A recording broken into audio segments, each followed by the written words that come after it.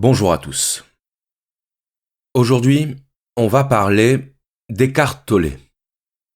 Eckhart Tolle est un auteur canadien né en 1948.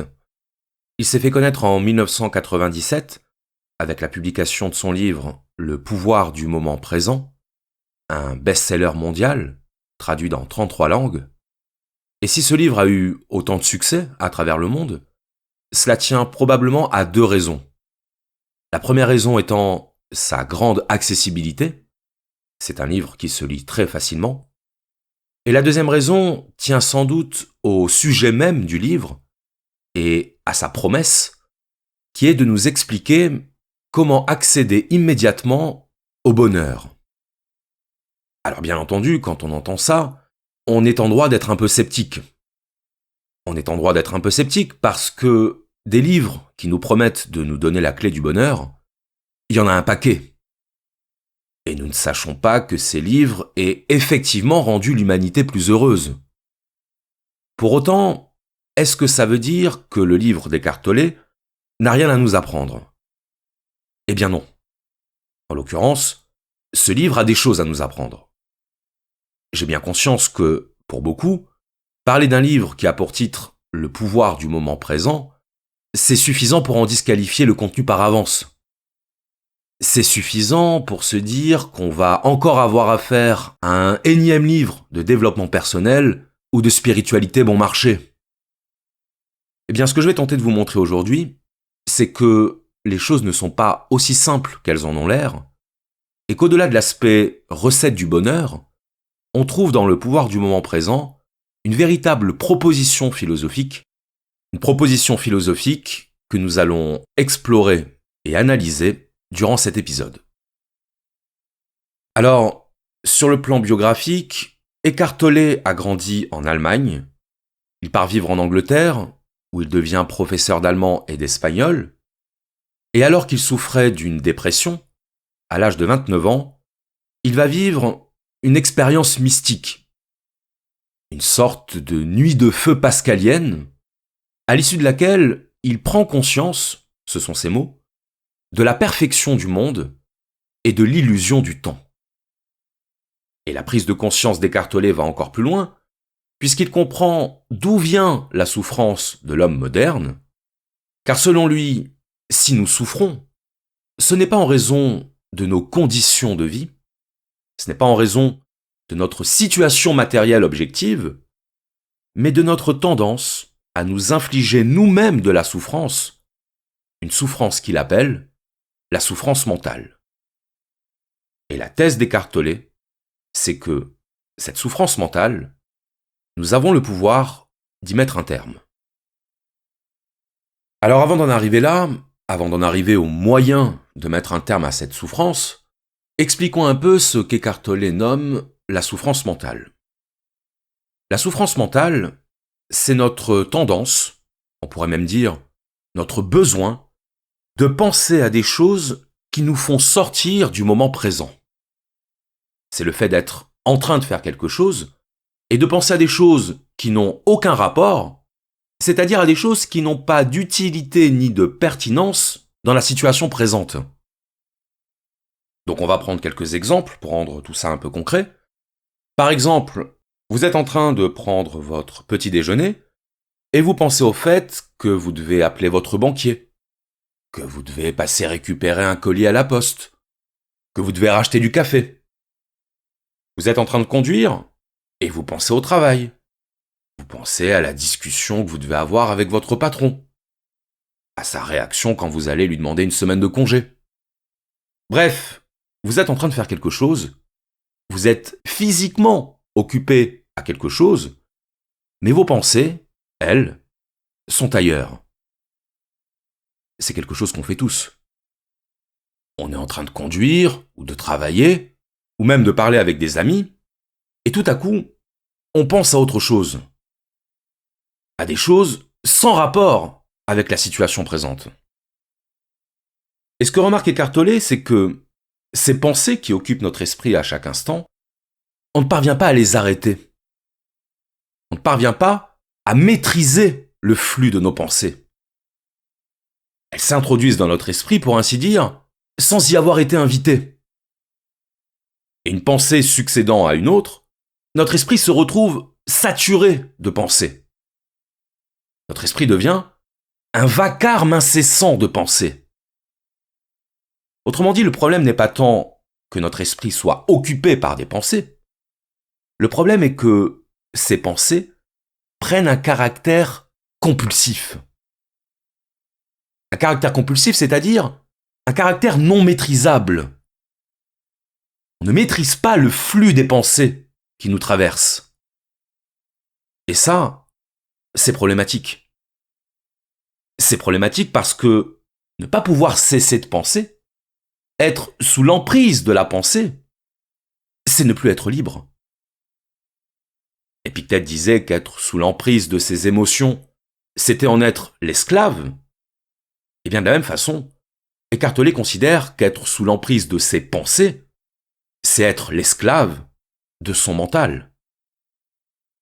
Et c'est pour ça qu'Eckhart Tolle voit dans la pensée compulsive quelque chose de l'ordre de la pathologie. Pathologie au sens de pathos. Le pathos, c'est la souffrance. Et le pathos, c'est en même temps ce qu'on subit. Étymologiquement, souffrir, c'est subir. La pensée compulsive est une souffrance parce qu'elle fait de notre esprit un territoire occupé. Un territoire dont nous avons perdu le contrôle. Et si la pensée compulsive est une souffrance, c'est aussi parce qu'elle est une dispersion de notre énergie attentionnelle. Et donc, une dispersion de notre énergie tout court. Ça épuise de penser tout le temps. Ça consomme. Donc c'est ça pour Eckhart Tolle, le mal moderne, cette pensée compulsive qui ne nous laisse jamais en repos. Et le fait est que nous sommes une grande majorité à avoir fait la pensée compulsive notre état ordinaire, notre état permanent. Si là, tout de suite, je vous demande de ne penser à rien, de faire le vide mental, vous allez voir à quel point c'est difficile. Alors que la demande est on ne peut plus simple. Ne pensez à rien. Mais on sait que ce qui est facile est difficile à l'être humain. Ne pensez à rien, beaucoup de personnes vous diront même que c'est impossible. Cérébralement impossible. Qu'on a toujours quelque chose en tête. Eh bien, on va voir que si, il est possible de faire taire le bruit mental à l'intérieur de nous, mais avant ça, il faut que je précise quelque chose d'extrêmement important à propos de la pensée compulsive, sinon quoi, on risquerait de faire à Eckhart Tolle un mauvais procès. Ce que dit Eckhart Tolle, ce n'est pas qu'il ne faut pas penser.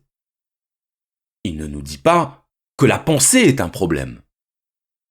Ce qu'il nous dit, c'est que le besoin de penser est un problème. C'est que l'addiction à la pensée est un problème. À moins d'aimer vivre dans une prison mentale. Eckhart Tolle nous dit, la pensée est un outil.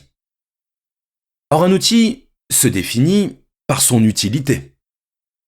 Outil, utile, c'est le même mot. Or, dans quoi réside l'utilité de la pensée ?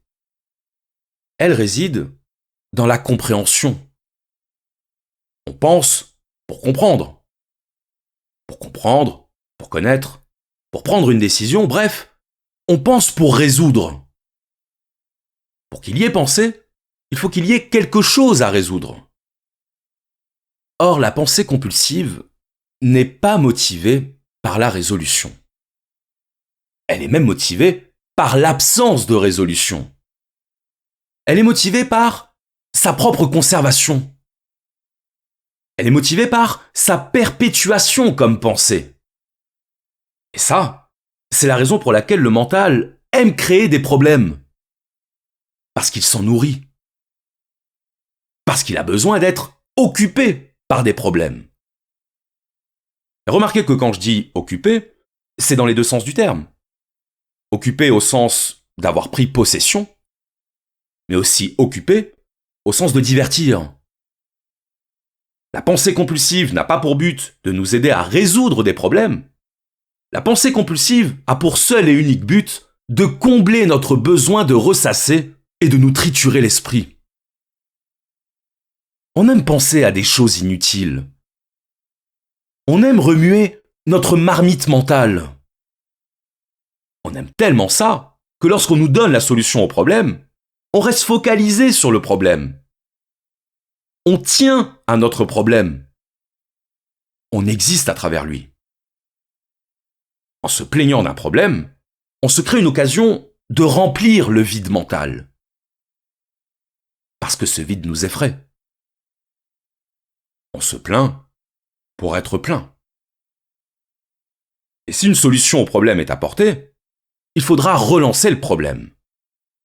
Le fameux « oui, mais ». Oui, mais, ça veut dire « merci pour la solution, mais je ne cherche pas de solution. Je cherche seulement à faire exister mon problème. » Ça peut sembler une façon un peu expéditive de formuler les choses, mais on fait tous l'expérience de cette pensée compulsive dans laquelle on se complaît et à laquelle on veut absolument donner une justification. On dira que la pensée a toujours une utilité. Et effectivement, la pensée a toujours une utilité. Ne serait-ce que pour le plaisir de la gymnastique intellectuelle. Mais il n'empêche que si vous n'êtes pas en capacité d'interrompre vos pensées, de les interrompre pendant un intervalle de 10 secondes, et vous pouvez faire l'essai en mettant cet épisode en pause, eh bien, c'est que votre mental n'est plus votre instrument, mais que vous êtes devenu l'instrument de votre mental. Vous n'êtes plus sujet de la pensée, vous êtes devenu l'objet de la pensée. Vous êtes devenu esclave du mental. Je cite. L'incapacité à s'arrêter de penser est une épouvantable affliction. Nous ne nous en rendons pas compte parce que presque tout le monde en est atteint. Nous en venons à la considérer comme normale. Cet incessant bruit mental vous empêche de trouver ce royaume de calme intérieur qui est indissociable de l'être. L'identification au mental crée chez vous un écran opaque de concepts, d'étiquettes, d'images, de mots, de jugements et de définitions qui empêche toute vraie relation. Cet écran s'interpose entre vous et vous-même, entre vous et votre prochain, entre vous et la nature, entre vous et le divin. C'est cet écran de pensée qui amène cette illusion de division, l'illusion qu'il y a vous et un autre, totalement séparé de vous. Le mental est un magnifique outil si l'on s'en sert à bon escient. Dans le cas contraire, il devient très destructeur. Plus précisément, ce n'est pas tant que vous utilisez mal votre mental, c'est plutôt qu'en général, vous ne vous en servez pas du tout, car c'est lui qui se sert de vous. Et c'est cela la maladie, puisque vous croyez être votre mental.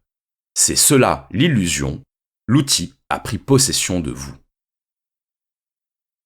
La différence entre la pensée compulsive et la pensée maîtrisée, c'est que la pensée compulsive est non seulement involontaire, mais elle est également décorrélée de la situation que vous êtes en train de vivre. La pensée compulsive, c'est une bulle spéculative. Une bulle sans contact avec la réalité présente. Et qui surtout n'a pas intérêt à être en contact avec la réalité présente, parce que le moindre contact avec cette réalité la ferait éclater. À l'inverse, la pensée maîtrisée a une utilité. Elle a une pertinence parce qu'elle est en contact avec la réalité présente. Quand vous réfléchissez à l'endroit où vous avez posé vos clés parce que vous en avez besoin pour fermer la porte derrière vous, c'est utile. Votre pensée est corrélée à la réalité. En revanche, pensez au moment que vous avez passé avec telle personne qui n'est plus là, ou pensez au fait que vous avez un examen à passer dans une semaine, ou qu'un jour vous allez mourir, ce n'est pas utile. Ce n'est pas utile tout simplement parce que votre pensée n'apporte aucun élément dont vous ne disposiez pas déjà avant d'y penser. Ça répond seulement à un besoin de penser. Un besoin incontrôlable. Repensez à l'une de nos expériences passées dans laquelle on avait commis une erreur pour ne pas reproduire cette erreur dans le présent, c'est utile. Mais repenser sempiternellement à cette erreur, se rejouer ad nauseam le film de nos erreurs, ce n'est plus de la pensée. C'est du masochisme. Pour prendre une analogie, on admet que le fait de ne pas pouvoir se retenir de manger, le fait d'être sous l'emprise d'un besoin de manger, c'est un problème. On appelle ça l'hyperphagie ou la boulimie. C'est un trouble du comportement alimentaire. Mais le fait de ne pas pouvoir se retenir de penser, est-ce que ce n'est pas également problématique en termes de bien-être et de santé psychologique? Parce que, dans les faits, la pensée compulsive, c'est une boulimie mentale. L'hypercogitation, le besoin irrépressible de créer des scénarios mentaux, de penser inlassablement à des choses sur lesquelles on n'a aucune prise, ou sur lesquelles on ne veut pas en avoir, c'est de la boulimie mentale. La différence, c'est que nous sommes tous sujets à cette boulimie mentale. Et donc, si on devait considérer la pensée compulsive comme un trouble, il faudrait alors reconnaître que nous sommes tous malades. C'est un peu coûteux. Donc je le répète une dernière fois parce que je sais qu'on s'accroche souvent à cet argument qui n'en est pas un. Il ne s'agit pas de dire que le mental est foncièrement mauvais, ou même qu'il est inutile. Il s'agit de dire que le mental est un formidable outil lorsqu'il s'agit de résoudre des problèmes, mais qu'il devient notre bourreau dès lors qu'il échappe à notre contrôle. On ne peut pas s'empêcher de faire le lien avec le mythe de Prométhée, le don du feu aux hommes. Le feu représente la connaissance, il représente la pensée, et lorsque le feu est maîtrisé, l'homme est armé face au monde. Il peut créer des outils, il peut se chauffer, s'éclairer, mais quand le feu n'est plus maîtrisé, c'est l'incendie. La connaissance fonctionne de façon similaire. Elle est notre outil de survie, elle est l'instrument de notre élévation, mais non maîtrisée, elle débouche sur la bombe atomique. Elle débouche sur l'autodestruction. Le fait que le mental soit devenu la principale source de souffrance chez l'être humain ne vient pas seulement du fait que la pensée compulsive échappe à notre contrôle. Cela vient aussi du fait que la pensée compulsive correspond à ce que les stoïciens appelaient une agitation de l'âme. Alors, analysons un peu ça. En français, le repos de l'âme, c'est ce qu'on appelle la quiétude. La quiétude, qu'on retrouve d'ailleurs dans le mot anglais quiet, c'est le calme intérieur. C'est lorsque notre esprit n'est perturbé par aucune émotion ni aucune pensée parasite. Et à l'inverse, l'agitation de l'âme, c'est l'inquiétude. L'inquiétude étant la préoccupation mentale, ce qu'Heidegger appelait le souci. Et pourquoi ce lien entre pensée compulsive et inquiétude est-il révélateur? Parce qu'il met en relief le fait que le mental se nourrit de scénarios pessimistes. Et que plus on est soumis à la logique du mental, autrement dit, plus on est sous l'emprise de la pensée compulsive, plus on hébergera en nous de l'inquiétude. Quand votre conjoint est en retard et qu'il ne répond pas à vos messages, vous allez avoir une tendance naturelle à vous inquiéter. À vous inquiéter, c'est-à-dire à imaginer le pire, à imaginer des scénarios pessimistes. Il a peut-être eu un accident. Ou alors, il est avec une autre femme. Ou alors, il a rencontré une femme lors d'un accident et il est parti avec elle. On pense rarement à des choses joyeuses quand on est inquiet. C'est un peu le principe de l'inquiétude. L'inquiétude, c'est une passion de négativité. C'est la passion qui nous porte à hypertrophier la probabilité d'un scénario négatif. Et là où ça pose problème, c'est que le fait de penser à des scénarios négatifs va nécessairement produire en nous un sentiment négatif. Le sentiment associé au scénario négatif. Donc pour le dire clairement, quand on pense à un malheur, on rend ce malheur réel. On le rend réel en nous. Qu'est-ce qu'il se passe quand vous pensez à quelque chose qui vous énerve? Vous vous énervez. Et quand vous vous énervez, vous vous infligez de la souffrance. Une souffrance qui, au passage, ne changera rien à la situation qui vous énerve. Repensez au conducteur qui vous a grillé la priorité sur la route, ça ne changera rien au fait qu'il vous a grillé la priorité.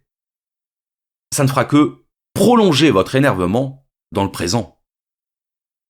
En d'autres termes, la pensée négative crée une réalité négative qui est la réalité de l'émotion. Donc en créant de la pensée négative, vous créez de la souffrance parce que vous créez de l'émotion négative. Il y a du stoïcisme dans cette vision. L'idée que les émotions sont des flèches tournées vers soi. On est la première cible de ces émotions. Être en colère, avoir peur, regretter, c'est une souffrance qu'on s'inflige d'abord à soi-même, avant de l'infliger aux autres. Et c'est pour ça que c'est très important de garder à l'esprit que quand on parle de souffrance mentale, on parle d'une souffrance dont les effets sont très réels. Vous savez, c'est la fameuse phrase qui dit « ça n'existe pas, c'est dans ta tête ». Oui, mais sauf que si c'est dans ma tête, c'est dans mon corps. Donc ça existe. La tête, ça régit un peu tout le reste. Si le circuit mental pouvait tourner indépendamment du circuit émotionnel et corporel, il n'y aurait pas de problème. Mais ça marche pas comme ça. Le psychologique influe sur le physiologique.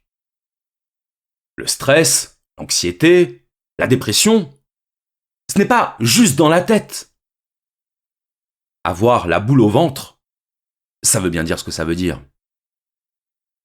Donc la deuxième raison pour laquelle la pensée compulsive crée de la souffrance mentale, outre son caractère incontrôlable, c'est son caractère anxiogène.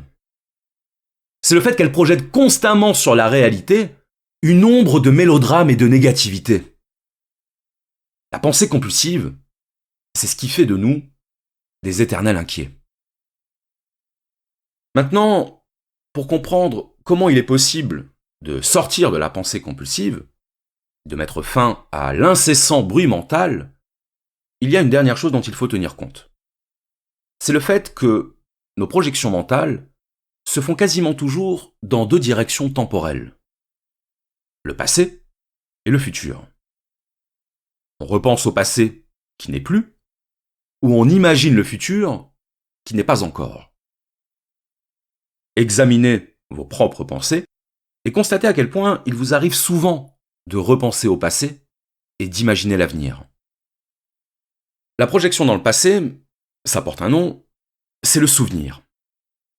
Le souvenir n'étant jamais que la réécriture au présent des expériences passées.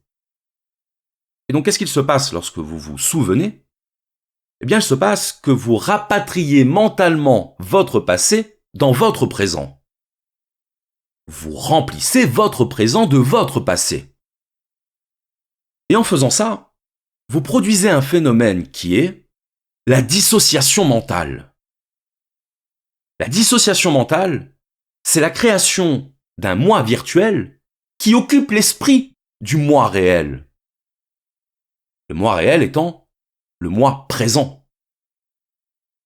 Donc vous allez repenser à vos échecs, vous allez repenser aux choses que vous regrettez, vous allez repenser à ce que serait devenue votre vie si vous aviez agi comme ci plutôt que comme ça, bref, vous allez ressasser. Et ressasser, ça veut dire importer dans le présent l'émotion et l'énergie du passé. Vous rendez présente l'émotion issue de vos regrets, de vos peurs ou de vos échecs. C'est ça, le souvenir.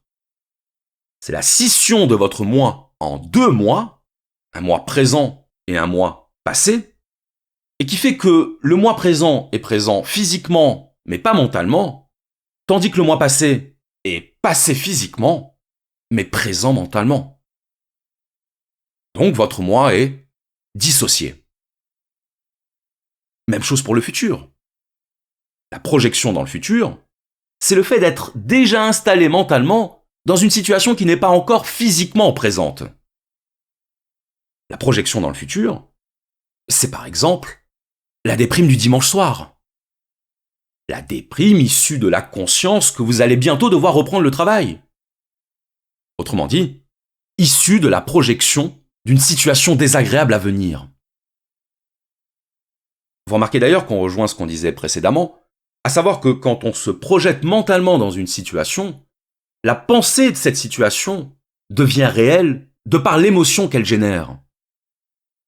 Parce qu'on est bien d'accord que penser à une situation ne rend pas cette situation réelle. Oui, mais sauf que quand on pense à une situation, on déclenche une réaction émotionnelle liée à la projection dans cette situation. Donc on fait de cette situation une réalité présente. Et donc là encore, le moi se retrouve divisé entre deux réalités, la réalité présente qu'on habite physiquement et pas mentalement, et une réalité passée ou future qu'on habite mentalement, à défaut de pouvoir l'habiter physiquement. Dans les deux cas, projection dans le passé ou projection dans le futur, on est divisé.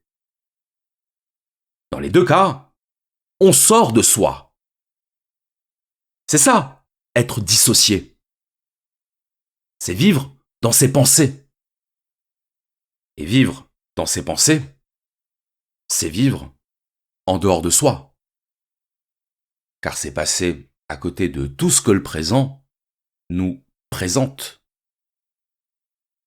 Un mot quand même pour dire qu'Eckhart Tolle n'oublie pas de prendre en compte le fait que la pensée issue de la peur peut parfois être très utile. La peur, c'est un message d'alerte qui nous avertit d'une menace. Et ne pas tenir compte de ce message, c'est aller au-devant de quelques déconvenues. Si je n'avais pas peur de me faire écraser par une voiture, est-ce que je regarderais à droite et à gauche avant de traverser ? Probablement pas. C'est bien l'anticipation d'un danger futur qui me pousse à être prudent. Oui, mais sauf que là, on est dans le cas de ce dont on parlait tout à l'heure, à savoir une pensée utile. On est dans le cas d'une pensée pertinente par rapport à la situation présente. Eckhart Tolle ne dit pas qu'il ne faut pas anticiper. Ce serait idiot. Il nous dit qu'il faut anticiper quand l'anticipation a une utilité et une pertinence. Quand Homo sapiens faisait des réserves de nourriture pour anticiper l'hiver, sa peur de manquer était utile. Sa peur était un message pour lui dire qu'il fallait accumuler des réserves. Mais une fois que la peur a joué son rôle de message, une fois qu'elle a joué son rôle d'information, elle n'a aucune raison de rester. Parce que sinon, on passe sa vie à avoir peur de tout ce qui pourrait arriver. On passe sa vie à redouter un danger, au lieu de tout simplement s'y préparer, tout en gardant à l'esprit que certains dangers sont impossibles à prévoir. Et qu'en règle générale, face à un danger immédiat, c'est l'instinct de survie qui prend le relais. La plupart de nos émotions ne proviennent pas de ce qui est. La plupart de nos émotions proviennent de ce qu'on imagine pouvoir être. On retrouve ici l'idée stoïcienne selon laquelle ce qui trouble les hommes, ce ne sont pas les choses, mais les jugements qu'ils projettent sur les choses. Pour être malheureux, il n'y a pas besoin d'être pauvre, malade ou seul au monde. Il suffit de penser au pire. Et s'il suffit de penser au pire pour être malheureux, Eckhart Tolle nous dit qu'il suffit de s'abandonner au moment présent pour trouver la clé du bonheur. C'est ce qu'il appelle remplacer la pensée par la présence. La présence, c'est quelque chose que le mental a du mal à comprendre. Parce que c'est quelque chose qu'on ne peut pas vraiment conceptualiser. Être présent, ça signifie tout simplement que toute votre attention est concentrée sur ce qui est en train d'être. Être présent, Ça signifie qu'aucune pensée, qu'aucune activité mentale ne vient troubler votre expérience de ce qui est. Alors dit comme ça peut paraître un peu creux. Ne pas troubler notre expérience de ce qui est. Ok. Mais qu'est-ce que ça veut dire concrètement, notre expérience de ce qui est? C'est pas évident. Alors plutôt que d'essayer de vous l'expliquer par des concepts, parce que le concept, c'est l'outil du mental. Or, le mental n'est pas câblé pour comprendre le moment présent. Je vais vous proposer une petite expérience de pensée. Imaginez que vous êtes face à un écran noir, et que sur cet écran se déplace un point blanc. Donc imaginez le point blanc qui se déplace, et le but du jeu, ça va être de lever la main aussitôt que le point blanc aura disparu de l'écran. Donc si vous n'êtes pas concentré sur le point, si vous pensez à autre chose ou que vous vous laissez distraire, vous n'allez pas être réactif. Pour être réactif, il faut que votre attention soit tout entière focalisée sur ce point. Que votre attention ne fasse qu'un avec ce point. Donc allons-y, imaginez l'écran, imaginez le point blanc qui se déplace, vous le suivez des yeux, il rebondit quand il touche le bord de l'écran, il continue à se déplacer, vous ne le quittez pas des yeux. Et maintenant, le point blanc disparaît. Et maintenant que le point blanc a disparu, je vais vous poser une question.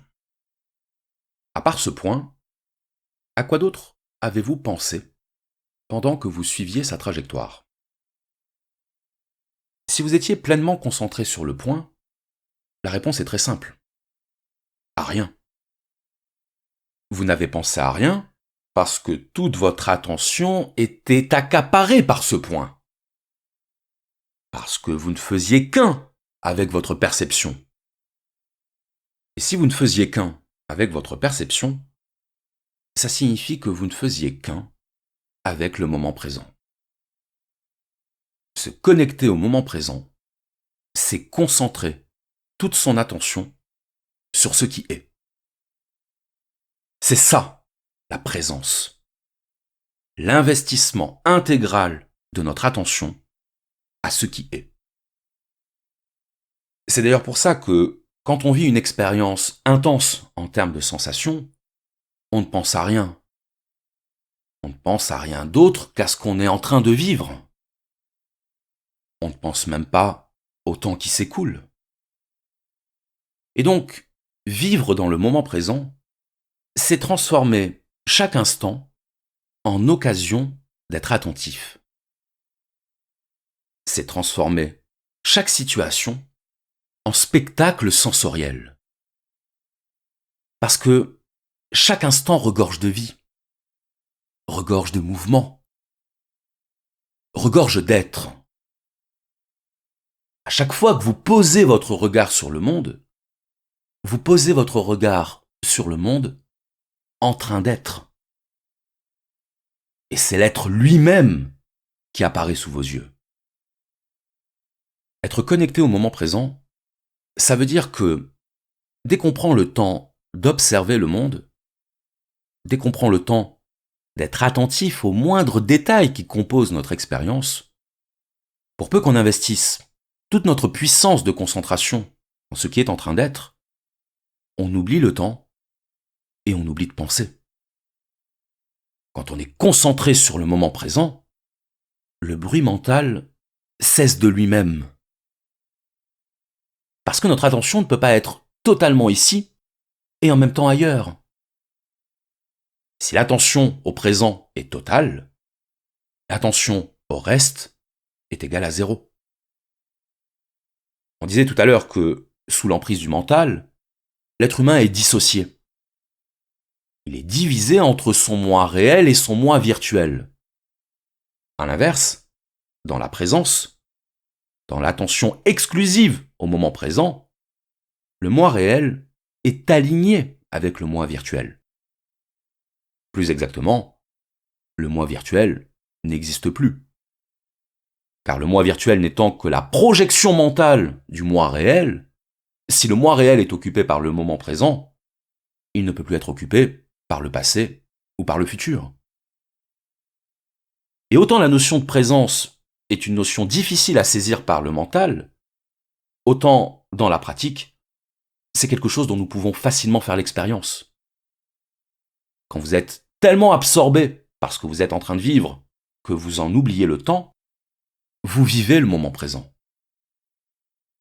Et donc l'enjeu, pour sortir du mental et accéder au moment présent à volonté, c'est de recréer l'expérience du point blanc sur l'écran avec les choses du quotidien.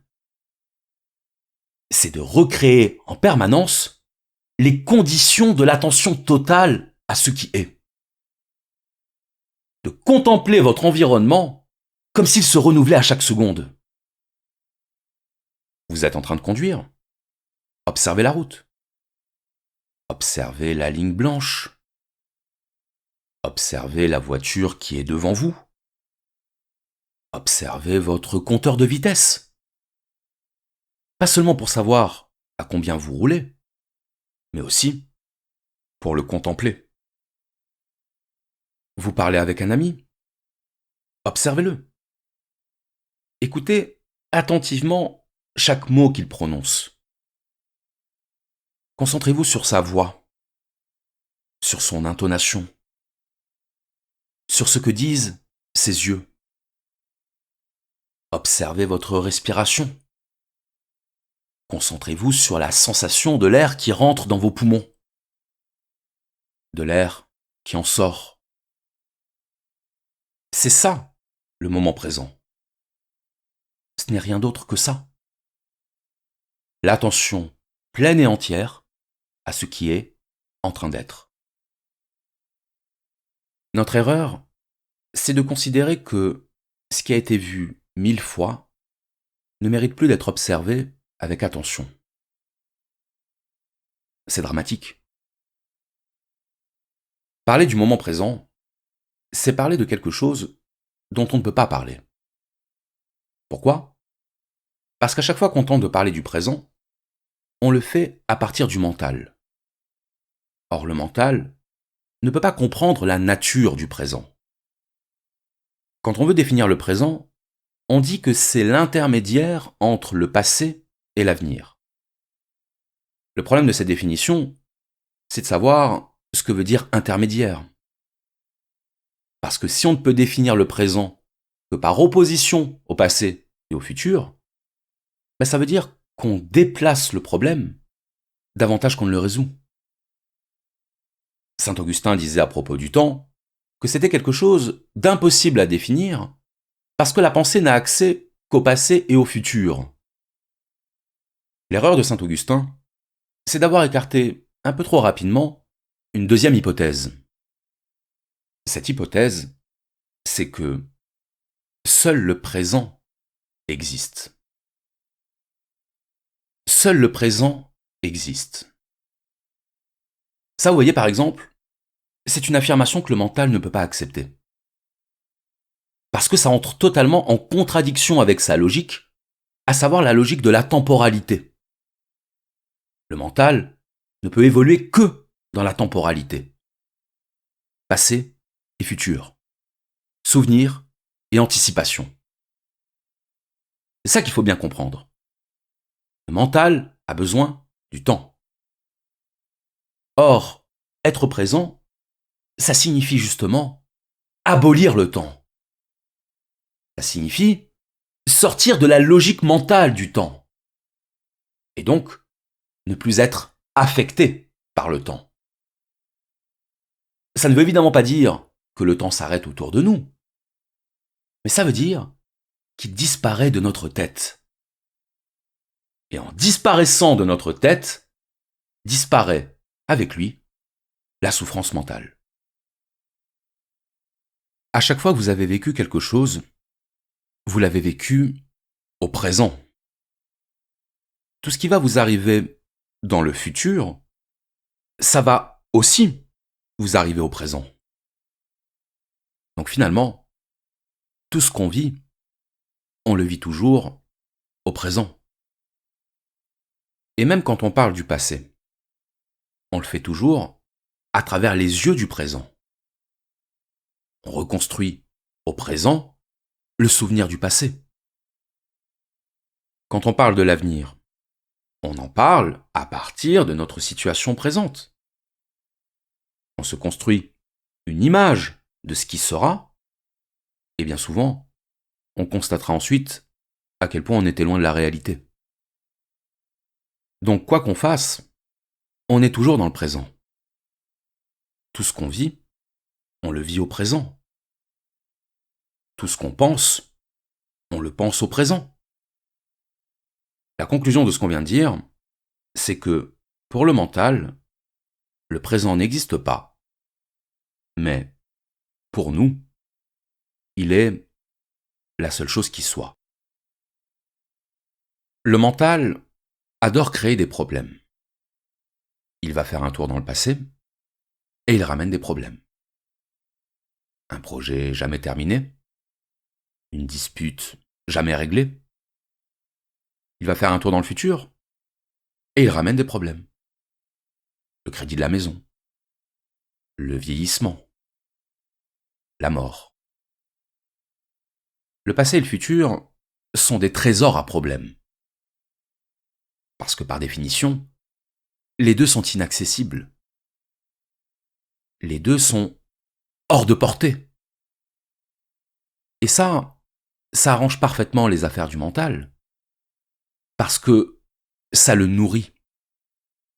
On l'a dit, le mental disparaît dans l'attention au moment présent. Pourquoi ? Parce que aucun problème n'existe au présent. Ce qui existe au présent, ce sont des situations. Or, le problème, c'est la projection d'une situation. Donc, ce qui fait que le problème est un problème, ce n'est pas la situation. C'est le statut de problème qu'on lui accole mentalement. Le problème, c'est l'extrapolation d'une situation sous forme de projection pessimiste qui n'apporte rien à la résolution du problème. Une situation risquée va requérir de la prudence. On est d'accord. Une situation de danger immédiat va requérir une réaction. On est toujours d'accord. Mais ces situations ne vont pas requérir de la pensée. Elles vont requérir de l'attention. Qu'est-ce qui fait qu'il est si difficile de vivre dans le moment présent ? C'est le fait que nous soyons attachés à notre mental. Et pourquoi sommes-nous attachés à notre mental ? Parce que nous nous identifions à lui. Depuis que nous sommes enfants, nous apprenons à nous définir. On commence par apprendre à dire son prénom, puis à l'écrire. À l'école, on fait des rédactions pour se décrire, pour parler de ce qu'on aime et de ce qu'on n'aime pas. On sort de l'école, on trouve un métier, et ce métier devient alors ce qui nous définit socialement. On vit des expériences amoureuses, sentimentales, amicales. Ces expériences nous forgent, elles nous sculptent. Et plus les années passent, plus les pages de notre vie augmentent. Plus notre CV personnel prend de l'ampleur. Et c'est ça qu'on estime être notre identité. Notre vision de l'identité, c'est celle d'un historique. C'est celle d'une salle d'archives. Que seriez-vous sans vos dossiers ? Que seriez-vous sans ces dossiers qui témoignent de votre passé ? Dis-moi ce que tu as vécu, je te dirai qui tu es. Bien, cette conception de l'identité, Eckhart Tolle la récuse. Il la récuse parce que, pour lui, notre identité, c'est l'être. Et l'être, nous y accédons par le moment présent. Je cite.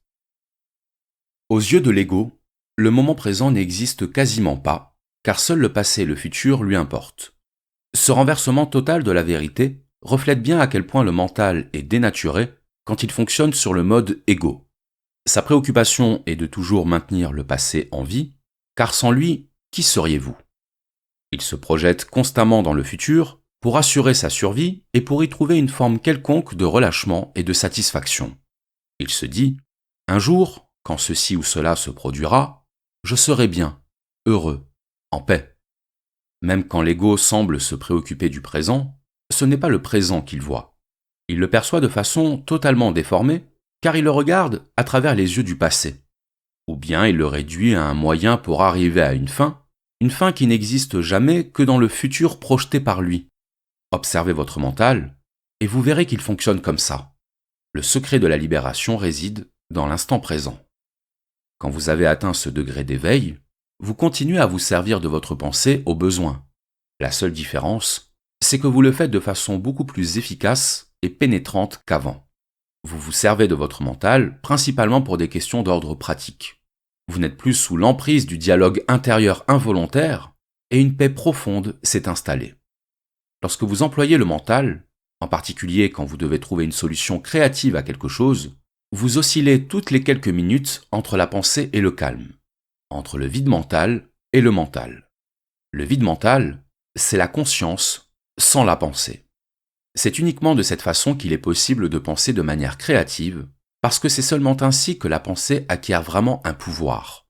Lorsqu'elle n'est plus reliée au très grand royaume de la conscience, la pensée seule devient stérile, insensée, destructrice. Pour Eckhart Tolle, nous faisons erreur quand nous cherchons à nous définir.